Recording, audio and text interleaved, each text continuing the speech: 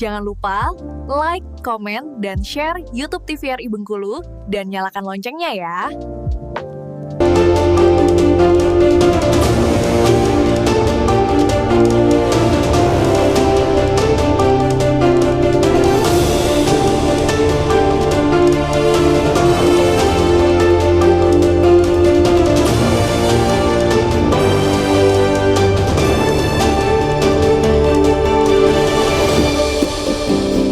Assalamualaikum warahmatullahi wabarakatuh. Halo pemirsa TVRI Bengkulu dimanapun Anda berada. Senang saya bisa berjumpa kembali dengan Anda di Beredo TVRI Bengkulu bersama saya Mikro Mutaba yang akan menemani Anda selama 1 jam ke depan. Nah, di sana masyarakat Bengkulu ada kabar baik dari dunia olahraga Bengkulu. Turnamen AAFI Regional Bengkulu 2025 atau Asosiasi Akademi Futsal Indonesia sudah di depan mata. Dan tentunya ini menjadi angin segar bagi talenta-talenta muda, atlet-atlet muda Bengkulu, khususnya pemain futsal. Dan ini tentunya menjadi sebuah wadah untuk berkompetisi dan juga menunjukkan sportivitas. Dan tentunya kita akan berbincang mengenai turnamen AAFI Regional Bengkulu 2025 bersama narasumber yang luar biasa yang sudah hadir di tengah kita pada hari ini. Izinkan kami menyapa terlebih dahulu. Yang pertama ada Bapak Lukman MPD selaku Ketua AAFI Regional Bengkulu. Selamat sore Pak Lukman. Apa kabar Pak Lukman? Alhamdulillah baik. Alhamdulillah baik. Dan yang kedua, kami ada narasumber yaitu Bapak Audi Rahmat, pelatih klub Akademi SGF Syafna Geraha Futsal. Selamat sore Pak. Sore. Kabar baik? Alhamdulillah baik. Oke, jadi kita mau berbincang mengenai turnamen AAFI Regional Bengkulu 2025 yang sudah di depan mata ya Pak? Iya benar. Tapi kita mungkin ingin memberikan intermezzo ataupun pengantar ke pemirsa Berendo bahwasanya kehadiran AAFI sendiri itu seperti apa? Dan perannya untuk membina para atlet-atlet muda di Provinsi Bengkulu seperti apa? Mungkin bisa dijelaskan Pak? Oke, saya jelaskan kalau AAFI ini adalah Asosiasi Akademi Futsal Indonesia. Ya. Tapi kita menaungi di Regional Bengkulu. Ya. Tujuan pertama ini adalah pembinaan. Dari pembinaan usia dini, U11, U13 dan U16. Kategorinya itu ada putra dan ada juga yang putri. Kita sudah 4 tahun berjalan. Tahun pertama dulu memang uji coba. Ini tahun kelima untuk pelaksanaan. Dan alhamdulillah perkembangan dan antusias anak-anak muda di Bengkulu itu sangat luar biasa. Ya, jadi memang sudah 2021 dan itu menjadi turnamen pertama juga ya AAFI. Dan memang oke, AAFI ini memang tersebar juga koordinasinya di kabupaten kota ya Pak? Kabupaten ada ya. Seperti apa koordinasinya Pak? Kalau koordinasi kita tetap tahun pertama itu kita gabung dulu dengan yang jelas di jalan di kabupaten itu Kepayang Curug. Sudah berjalan. Kita waktu itu masih pembagian grup, belum buka regional. Nah, alhamdulillah tahun ini juga buka regional di Kepayang Curug. Tapi untuk pertama itu masih uji coba. Oh, masih uji coba Ya, ya, masih dan uji coba. memang nantinya diproyeksikan akan berkembang terus ya Akan Pak? berkembang insya Allah. Ini sudah ada di Bengkulu Utara, udah siap-siap itu mau buka juga ya. Bengkulu Utara sudah siap ya? Siap, ya. Dan insya Allah nanti menyusul kabupaten yang lainnya juga ya. Nah Pak, jadi memang AAFI ini suatu asosiasi yang memang fungsinya adalah untuk membina atlet-atlet Ya, muda. pembina atlet muda. Dan memang turnamennya sudah di depan mata. Akan dilaksanakan pada tanggal berapa nanti Pak? Tanggal 27 Juli pembukaan 27 Juli hingga 27 Agustus. 27 Agustus di mana lokasinya nanti? Lokasi Taman Sport Bengkulu. Di Taman Sport Bengkulu. Dan karena memang sudah dekat ya Ya. waktunya, kemarin di tahun-tahun sebelumnya memang AAFI sudah melaksanakan beberapa kali turnamen. Benar. Yang membedakan turnamen tahun ini dengan tahun sebelumnya seperti apa? Karena kalau kita lihat datanya saat ini 23 klub yang tergabung di tahun ini ya Pak. Seperti apa? Yang pertama itu antusias semakin meningkat. Terbukti dari tim-tim yang mengikuti. Tahun kemarin itu baru 18. Kalau sekarang kan regional Bengkulu ini ada 23. Dari peningkatan tim saja kita sudah meningkat. Dan selanjutnya ini dari promosi dari EO sudah siap, dari awal sudah siap seperti ini. Pertama kita terima kasih juga dengan TVRI sudah sangat mendukung dari segi penyiaran. Alhamdulillah sangat mendukung.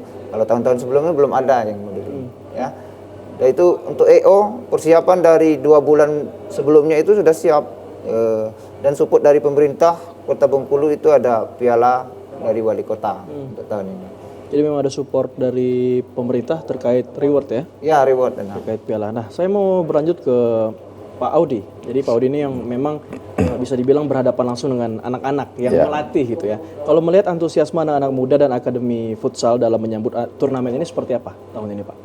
Kalau tahun ini peningkatannya cukup signifikan ya. Jadi memang terbukti berapa banyak tim, kemudian juga anak-anak antusias dalam berlatih. Itu. Jadi memang dilihat antusiasmenya Iya. meningkat ya. Iya. Kalau proses latihan sendiri seperti apa untuk menyambut turnamen ini, Pak? Kalau proses latihan memang karena ini kebutuhan pemain juga untuk kompetisi, untuk sebagian dari sebagian dari proses berlatih, ya memang kita sangat dibutuhkan kompetisi AAP ini. Itu. Jadi ada proses berlatih dan bertanding. Ya kita minta AAP terus gitu, fokus ke namanya pembinaan usia muda ini kan. Ya, jadi memang ketika kita berlatih tentu kita memerlukan sebuah perlombaan atau kompetisi ya, Ya. untuk membuktikan hasil dari latihan kita. Iya. Kalau dari Syafnah Gra Futsal sendiri, SGF, kalau partisipasinya di turnamen ini dari tahun ke tahun seperti apa melihatnya, Pak? Kita jadi ini kan karena kita berbicara kompetisi, jadi kita selalu melihat bagaimana progres pemain ini kan di dalam berlatih. Ketika di pertandingan itu apa yang menjadi kekurangan anak-anak tentunya kita selalu perbaiki. Itu yang makanya kita sangat membutuhkan kompetisi-kompetisi itu sebagai istilahnya ke depan mereka gitu kan. Jadi memang ya syukur-syukur dengan adanya kompetisi ini mereka lebih naik ke arah jenjang ya katakanlah pemain profesional gitu kan gitu. Ya, jadi memang terlatih ya, dimulai dari Ya. daerah dulu dan insya Allah nanti bisa menjadi atlet nasional bahkan. Nasional, Mewakili ya. Indonesia juga bisa. Dan baik juga ini kalau kita bicara soal turnamen AAV, tentunya kalau tadi disampaikan oleh Pak Lukman bahwasanya kita ada kategori usia. Iya. Ada dari U11, U13 dan juga U16. Proses seleksinya seperti apa, Pak? Dalam menentukan U11, U13 dan U16 ini kategorinya. Kategori yang pertama untuk seleksi pemain itu kita serahkan kepada klub. Nah, jadi di klub itu kan yang siap U11, U13 dan U16. Jadi tidak setiap tim itu mempunyai klub-klub yang berdasarkan usia tadi. Jadi kalau untuk pendaftaran itu pertama kita seleksinya bukan pemain tapi klub. Nah, klub yang sudah minimal 1 tahun membina usia dini maka berhak dia mengikuti. Nah, ke depan kita mungkin lebih tingkatkan lagi untuk seleksi yang seperti pelatihnya harus lisensi. Kalau sekarang mungkin kita masih maklumi ya, mungkin baru tim baru itu pembinaan mungkin untuk lisensi pelatihnya itu belum ada, tapi kita masih maklumi. Ke depan kita harus lebih ketat lagi.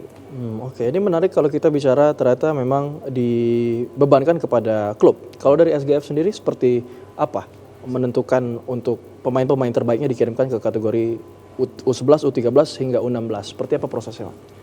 Kalau prosesnya kita jadi melihat anak itu di posisi berlatih gitu.